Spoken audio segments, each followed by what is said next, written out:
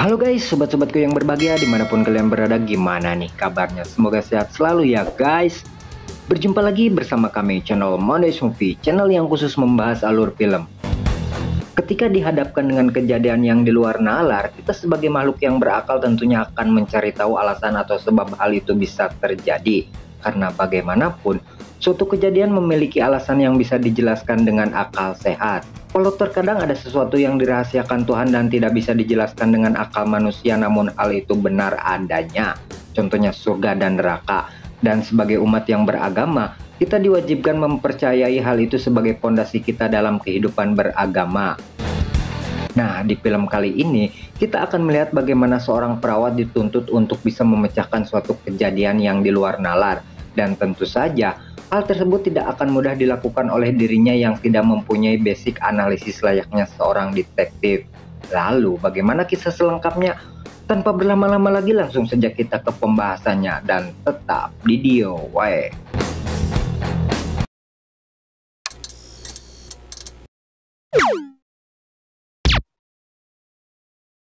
Disclaimer dulu ya guys. Jadi karena video kali ini mengandung isu yang sangat sensitif, saya pribadi mohon maaf jika ada kata-kata yang tidak pantas, karena saya hanya menyampaikan apa yang dijabarkan di dalam film dengan bahasa saya.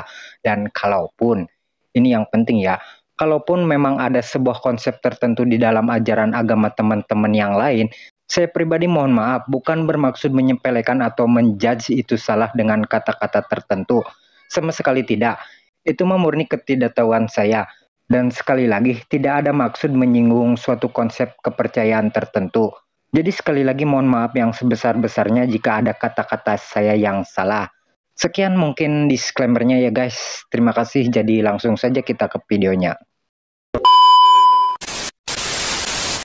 Tahun 1862 terjadi wabah kelaparan yang menghantui Inggris yang merupakan negara dengan tingkat populasi yang padat pada waktu itu. Masyarakat sendiri pada masa itu berbondong-bondong untuk mencari kehidupan yang layak dengan cara mengungsi ke negara tetangga. Film sendiri akan menceritakan seorang perawat yang bernama Elizabeth diminta oleh sekelompok orang untuk mendatangi sebuah keluarga bersama sang biarawati. Sampai sini film belum menceritakan apa maksud dan tujuan Ellie dipanggil ke negara itu.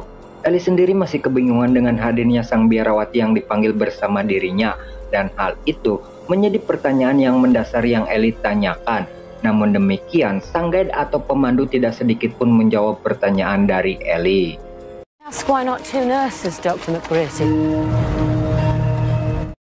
Scene berlanjut dengan menceritakan maksud dan tujuan pemanggilan Ellie ke tempat itu. Di sana anggota dewan yang bertanggung jawab dalam pemanggilan itu menjelaskan apa kepentingan pemanggilan Ellie dan sang biarawati. Diketahui, mereka diminta mengamati seorang anak yang bernama Anna O'Donnell yang merupakan salah satu warga di desa itu. Yang menarik, Anna yang merupakan seorang anak remaja selama ini mengalami sebuah fenomena aneh ketika tubuhnya tidak mengalami penurunan keadaan atau sakit layaknya seorang manusia biasa, yang padahal selama 4 bulan penuh Anna tidak sedikit pun mengkonsumsi makanan ke dalam tubuhnya. Selama ini dia hanya mengkonsumsi air sebagai nutrisi untuk tubuhnya, dan tentu saja hal itu menjadi misteri tersendiri bagi Ellie yang merupakan seorang perawat. Anna O'Donnell doesn't eat. Miraculously, without food. So you want us to watch her? How long exactly has it been since the last time? 4 months. That's impossible. Ellie yang mengetahui bahwa hal itu tidak mungkin terjadi menyangkal dengan keras apa yang mereka ungkapkan. Namun demikian, hal itu memang sebuah fakta yang sesungguhnya. Untuk itu dia diminta untuk mengamati Anna dari segi medis. Sementara sang biarawati akan mengamati fenomena ini dari segi metafisik. Tak menunggu waktu lagi, Ellie segera berangkat ke rumah Anna untuk mengetahui apa yang sebenarnya telah terjadi. Karena sekali lagi, sebagai seorang yang lebih mengedepankan akal sehat, fenomena ini menjadi pertanyaan tersendiri bagi Ellie. Di rumahnya Ellie tidak langsung bertemu dengan Anna karena anak itu ada beberapa orang tamu yang sama penasaran dengan apa yang dirasakan oleh Ellie. Namun yang membedakannya, mereka melihat fenomena ini sebagai kejadian supranatural. Setelah selesai, mereka memberikan beberapa uang untuk keluarga itu sebagai sedekah untuk mendapatkan berkah. Yang dari kejadian itu, muncul spekulasi tentang kepentingan komersil dari keadaan ini. Something for the wee lass. In the poor box. If you insist. I wonder. Setelah acara itu selesai, Ellie segera menemui Anna untuk mengecek kondisi tubuh anak itu. Dan anehnya, dari semua kondisi tubuh Anna, baik itu perut, mata, dan kondisi tubuh lainnya, sama sekali tidak ada tanda-tanda penurunan daya tahan tubuh. Itu artinya, Anna bisa dinyatakan dalam keadaan sehat sama seperti orang lain pada umumnya. Setelah memeriksa kondisi tubuh anak, kali ini Ellie mencoba melihat dan mengamati kondisi psikologis anak itu. Lagi dan lagi, Ellie dibuat tak habis pikir manakala kondisi kejiwaan anak sama sekali tidak menunjukkan gangguan layaknya orang yang tidak makan selama 4 bulan. Yang dari kejadian itu, kembali memunculkan spekulasi yang berbeda yang lebih dari sekedar komersil semata dan sudah condong ke arah supranatural. Dan ketika Ellie menanyakan dari mana Anna mendapatkan nutrisi untuk tubuhnya, dengan polos Anna mengatakan bahwa dia mendapatkan nutrisi dengan memakan mana dari surga. Mana sendiri adalah makanan dari surga menurut kepercayaan agama Samawi. Dan khususnya bagi umat Islam, mana sendiri adalah makanan seperti madu yang Allah Subhanahu wa Ta'ala berikan untuk umat Nabi Musa. Hal itu tercantum dalam Quran surat Al-Baqarah ayat 57. Koreksi jika saya salah ya guys. I don't need to eat. I live on manna from heaven. Masih di tempat yang sama, film kali ini memperlihatkan keadaan di mana Ellie menatap dengan aneh sebuah foto atau lukisan yang ada di rumah itu. Dari foto itu didapat informasi bahwa Anna mempunyai kakak laki-laki yang sudah meninggal beberapa tahun yang lalu. Namun yang aneh, dari lukisan itu tampak mata sang kakak menunjukkan hal yang tidak normal seperti ada sesuatu yang mereka sembunyikan. Suatu hari Ellie kedatangan seorang jurnalis asal London yang bernama Will bermaksud untuk mewawancarai Anna untuk kepentingan media. Sontak, Ellie langsung menolak keinginan Will untuk melakukan hal tersebut. Selain bisa menghalangi penelitian untuk Anna, hal itu juga akan membuka jalan untuk orang awam datang ke tempat itu.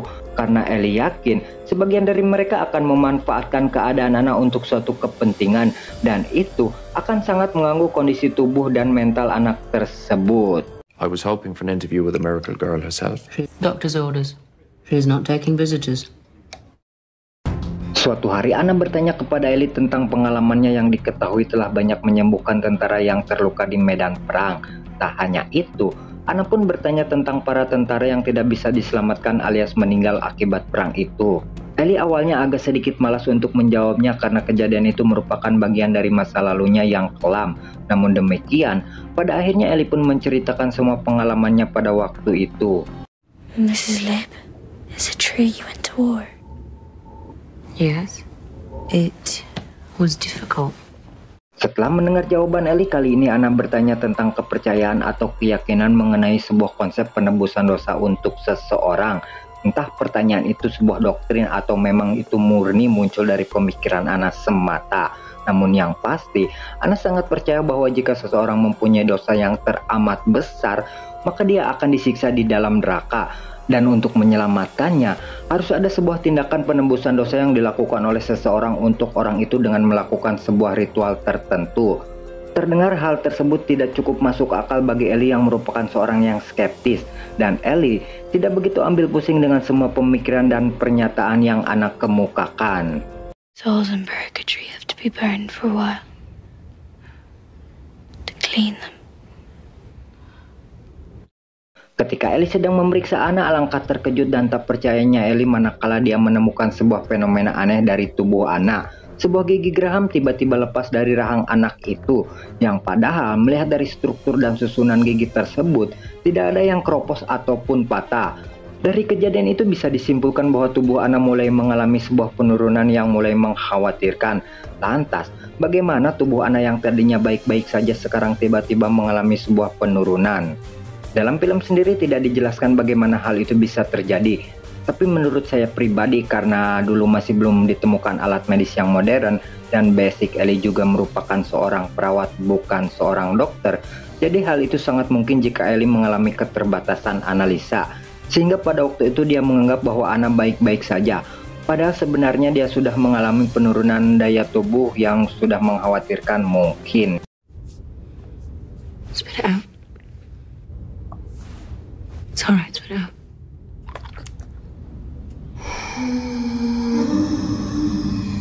Segera Ellie melaporkan kejadian itu kepada orang tua Anna berharap mereka melakukan sebuah tindakan.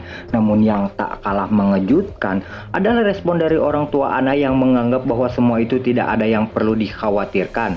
Mereka sangat percaya bahwa tubuh Anna akan baik-baik saja walaupun dia tidak mengkonsumsi makanan seumur hidupnya. Satu-satunya alasan yang membuat Anna mengalami keanehan ialah kehadiran Ellie di tempat itu yang sudah membawa pengaruh buruk untuk Anna. She's pale. She's been perfectly fine. She's tired. All these months till you kept her from us. Walaupun kondisi tubuh Anna sudah mulai menunjukkan ada sesuatu yang tidak beres, Ellie masih mencoba tenang dan memikirkan cara bagaimana anak itu bisa mengkonsumsi makanan. Alih-alih rencananya akan berhasil, Ellie justru kembali dibuat bingung dengan sikap Anna yang kembali melakukan suatu ritual yang aneh. Will yang ada di tempat itu menjelaskan bahwa apa yang dilakukan Anna adalah sebuah kepercayaan setempat yang dipercaya bisa menghilangkan rasa sakit jika melakukan ritual tertentu. Yang jadi pertanyaan, Anna melakukan itu untuk siapa? Untuk dirinya kah atau untuk orang lain? Nanti hal itu akan terjawab. Namun yang tak kalah mengherankan sekaligus mengejutkan ialah kejadian setelah ritual itu di mana Anna yang tiba-tiba pingsan di tempat itu. Dengan bergegas, Ellie dan Will segera membawanya pulang. Anna, I'm here. I'm here. Give it to me. Give it to me. Setelah Anna tersadar, akhirnya dia menjelaskan apa alasan yang mendasari dia melakukan semua ini. Ternyata semuanya dilakukan untuk sang kakak yang sudah meninggal. Ingat dengan konsep penebusan dosa yang Anna yakini? Ya, dia melakukan semua itu untuk menebus dosa sang kakak yang teramat besar yang sudah dia lakukan. Dia percaya bahwa saat ini sang kakak sedang berada di neraka untuk disiksa, dan untuk meringankan bahkan mengeluarkan sang kakak, Anna harus melakukan berbagai ritual, salah satunya dengan cara tidak mengkonsumsi makanan. Ellie pun sempat dibuat heran dengan konsep penebusan dosa yang Anna yakini. Namun yang membuat Ellie semakin heran, memang apa dosa sang kakak hingga dia harus menanggung siksaan sampai dia harus ditebus oleh Anna. Dan kita akan dibuat tak percaya manakala Anna mengatakan bahwa dosa sang kakak dan dirinya teramatlah begitu besar. Karena faktanya, selama ini Anna dan sang kakak telah melakukan perkawinan sedarah yang sudah mereka lakukan sebelumnya. Tidak disebutkan secara rinci apakah perkawinan itu disertai dengan hubungan suami istri di antara mereka. Namun yang pasti, Ellie amat sangat dibuat tak habis pikir dengan ulah yang telah Anna dan kakaknya lakukan. Soul will be released from hell. Released? Your brother? He must be so close now. What did he do? A sister and a wife. That is not true. Dirasa semua ini sudah cukup mengkhawatirkan, pada akhirnya Ellie pun mengambil sikap agar dia diizinkan untuk memberi makan Anna. Karena jika hal itu dibiarkan, maka lama-kelamaan kondisi tubuh Anna akan semakin menurun dan dia bisa mati secara perlahan. Terlebih, apa yang mendasari Anna melakukan hal itu hanyalah sebuah pemikiran yang tidak dilandasi dengan akal sehat. Untuk itu, dia akan melakukan sebuah presentasi di depan anggota para dewan dengan mengarang sebuah cerita agar masalah ini cepat selesai. Di sana Ellie menceritakan bahwa Anna tidak lebih dari sekedar hanya membodohi mereka semua. Menurut Ellie, Anna mendapatkan makanan dari orang tuanya dengan cara menyuapi dia dari mulut ke mulut, seperti layaknya seekor burung. Walaupun terdengar absurd, akan tetapi Ellie tetap mencoba hal itu agar dia diberi izin untuk memberi makan Anna. Para anggota dewan yang mendengar pendapat Ellie justru menganggap bahwa Ellie lah yang sedang berbohong, hingga pada akhirnya mereka pun tidak mengizinkan Ellie untuk memberi makan Anna dan akan tetap melanjutkan pengamatannya sampai waktu yang ditentukan untuk dia berakhir. Anna's mother, Mrs. O'Donnell, like a bird, has been passing her food from her own mouth. Make every effort in keeping this girl from dying. Lies. Setelah semua pendapat dan asumsi Ellie ditolak, dia pun harus kembali memutar otak untuk bisa mengakhiri ini semua. Ellie kemudian mempunyai satu ide atau gagasan agar semua ini cepat berakhir. Mula-mula Ellie mencoba untuk mengikuti permainan yang sedang Anna lakukan. Seakan-akan dia setuju dan paham dengan ritual yang sedang Anna kerjakan. Setelah itu dia mulai mencoba memperdaya Anna dengan sebuah ide bahwa apa yang dilakukan oleh dirinya sudah cukup untuk membuat sang kakak terbebas. Lalu Ellie mengajak Anna ke sebuah tempat yang sering Anna kunjungi untuk membuat cerita seolah-olah Anna akan terlahir kembali setelah rencana ritual dirinya selesai. karena bagaimanapun Anna tetaplah Anna yang seorang anak kecil yang mudah terhasut oleh sebuah doktrin. Setelah selesai dengan rencana itu, Ellie dengan kemampuan medisnya membuat Anna pingsan untuk waktu yang cukup lama. It's nearly done. Anna's going to God.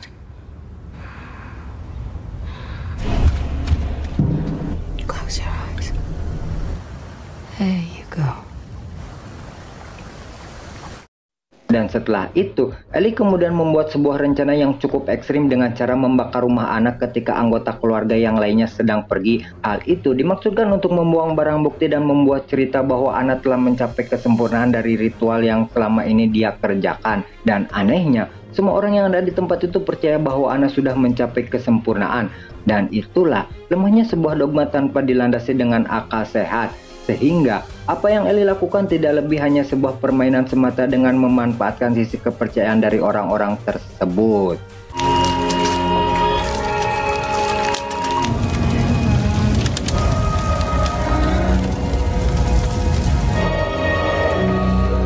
So here. Puzzles me is how did the cabin go up in flames? Holiness, what you have found there. That is true. Di akhir film kita akan melihat Ellie yang sudah bersama Anna di kota London dengan berganti identitas. Ellie bersama Will membawa Anna pergi ke Sydney untuk sebuah kehidupan baru dan film pun tamat sampai di sini. Passengers for the SS Northumberland. Wilkie, Cheshire. Names? Elizabeth Cheshire. Your name? Nan Cheshire. All right. This way. Thanks.